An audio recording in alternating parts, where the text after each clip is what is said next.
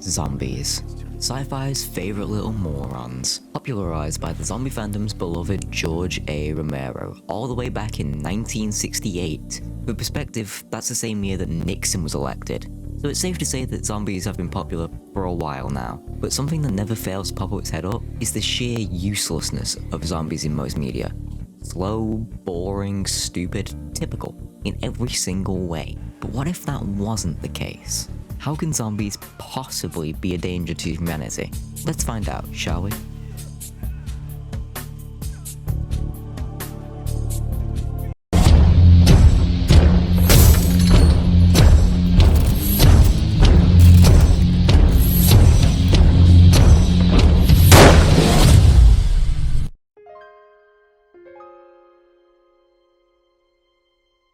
Starting off strong with one of the more interesting parts of zombie media, the evolution of the infected species. Whilst the standard walker or your average runner might not be able to pose much of a threat before it gets reduced to atoms, specialized infected definitely can.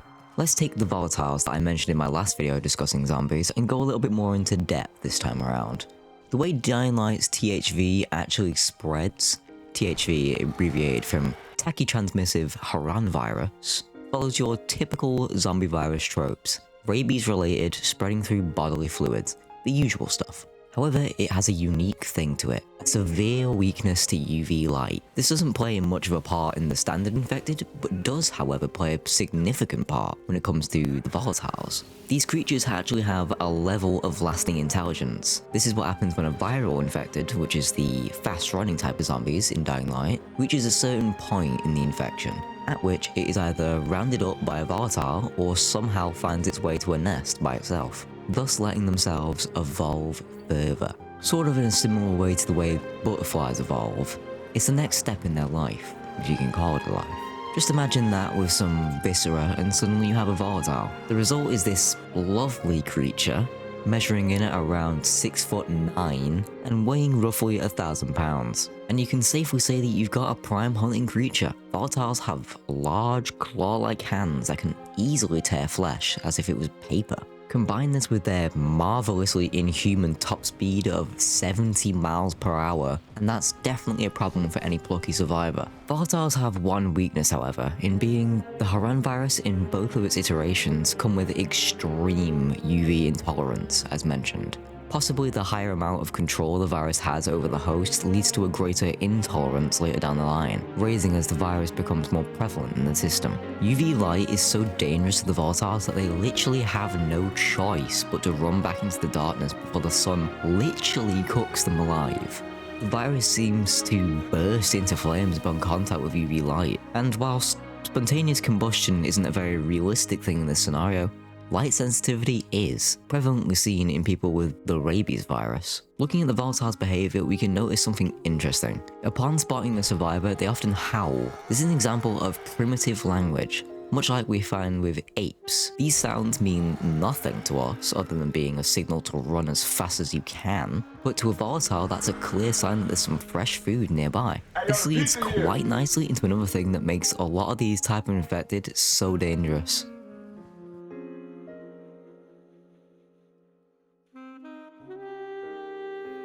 A level of coordination can be found amongst these more dangerous types of zombies. There are a few ways this coordination can come, one being simple herd mentality. That's one of the more simple forms of coordination often found in zombie media. Then we come to the noise-sensitive ones, communicating with howls, screams, roars, all that good stuff that'll make your blood curdle. But then there's another one, hive mind coordination. If you're a huge nerd like I am, then you've probably heard of hive minds before. But just in case you haven't, here's what you need to know. A hive mind essentially works like a web of separate hosts connected through the virus or pathogen, infecting them. This leads to all the creatures under the control of the virus sharing a mind. Should one encounter a survivor, the entire network would also know their intrusion. One of the best examples of this would be the cordyceps fungus in The Last of Us. The zombies in The Last of Us are under the control of a fungal brain infection. The method of infection continues with the usual suspects of zombie infection, but also includes fungal infection methods. Think spores and the likes. The infection eventually leads down to this, a clicker, named as such due to the echolocation they use to hunt their prey.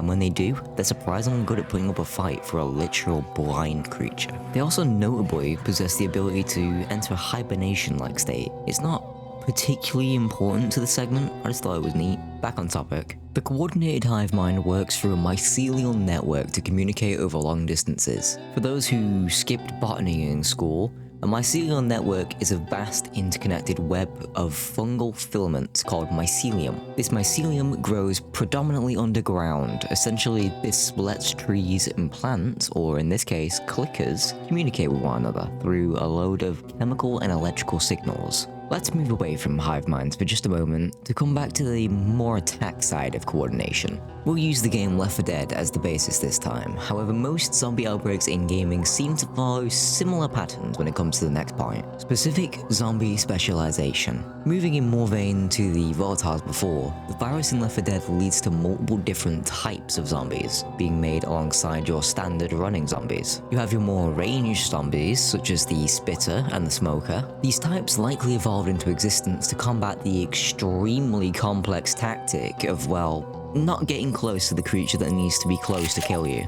I know, riveting. The Spitter appears to be the virus utilizing stomach acid, and thus cranking the production of it to 11. This acid is very, very dangerous and will melt through virtually anything it touches.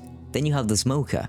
Whilst it's a little bit more confusing to what exactly causes the virus to make the Smoker, it has something to do with the host originally being a somewhat frequent cigarette user, suggested by the smoke left after death. The way that the Smoker attacks is quite interesting in itself. For some reason, the tongue is heavily overproduced and thus is used as a primary method of attack.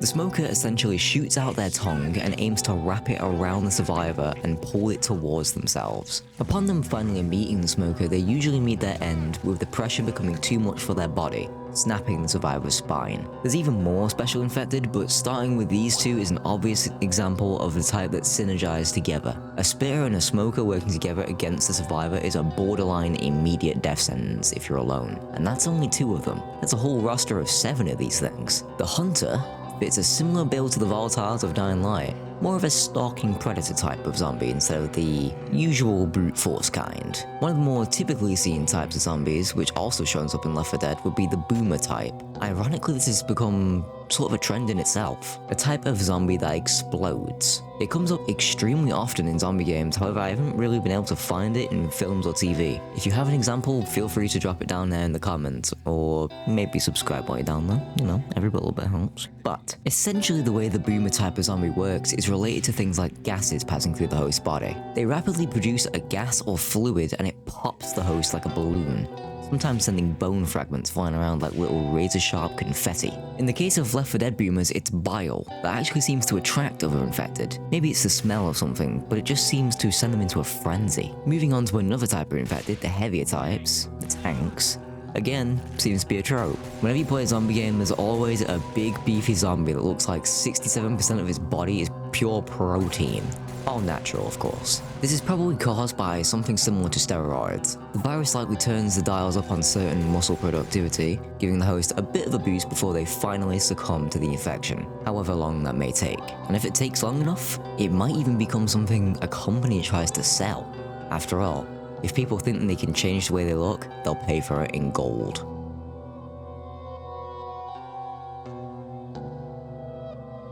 Now, one thing on my last video that was commented quite a few times was about more mystical, evil risen, dead kind of zombie. Whilst that video was looking from more of a scientific angle, and the same sort of goes for this one, it definitely doesn't mean I'm going to ignore those comments. So, let's take a look, shall we? Let's take Romero's zombie outbreak, in which it's not explicitly mentioned how this works. The only things we really know is that it affects anyone who still died with an intact brain. They inevitably turn it into a ghoul. This in itself is interesting. It could be that simply everyone is infected, or it could be that there's some kind of supernatural thing at play. Whilst there's a theory around radiation from probes in space, it's never been explicitly confirmed by Romero himself.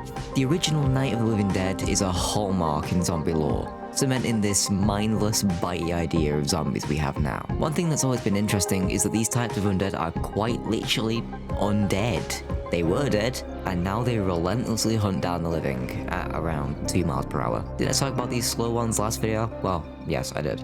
The main difference is that these don't actually need any of the things we do to survive. Whilst they're not particularly dangerous, they do sort of remind me of the immortal snail meme.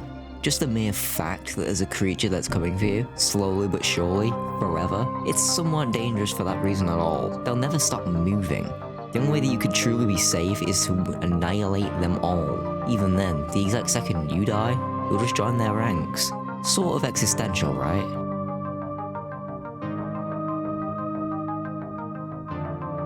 Now there's a reason I saved this for last, and it's pretty simple. These two examples I'm going to use are simply on a different level from your average zombie outbreak. We'll start off with the less advanced of the two, the Necromorphs of the Dead Space universe, and what is called the Marker. This alien structure is frankly beautiful, but it also marks the end of any happiness for the people of the planet it's found on. The way the Marker works is that it seems to have this sort of aura to it. This aura both influences those around it, often driving many to insanity, and it reanimates the dead nearby it, molding them into whatever it sees fit.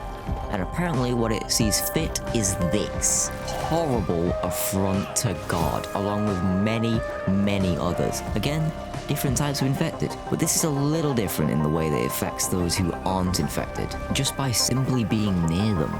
The Marker existing at all nearby communities of people will always lead to chaos, literally sending them insane. You can see this happening with the player character, Isaac Clarke, whom throughout the game experiences many hallucinations of his deceased girlfriend. He's actively getting more and more influence through the games. You can't really take Isaac Clarke's record of the events throughout Dead Space without at least a grain of salt, as it's impossible to know whether he was actually up against everything, or if he was being manipulated by the Marker the whole time. If an outbreak can literally disturb your own mental state, that's probably a very dangerous situation. Now that I've had my little rant about that part, make Dead Space 4! Let's move on to the other outbreak, as there's not much new with the threat with the Necromorphs. The physiological part is really unique, but it's still limited to the planet the Marker is found on, and that's usually not Earth. As far as we know, to even approach the Dead Space Necromorphs, you first have to assume that humanity is a spacefaring civilization. Losing a planet of people would definitely be a tragedy, but it wouldn't be world-ending. What if there was an outbreak that really could end the world? Meet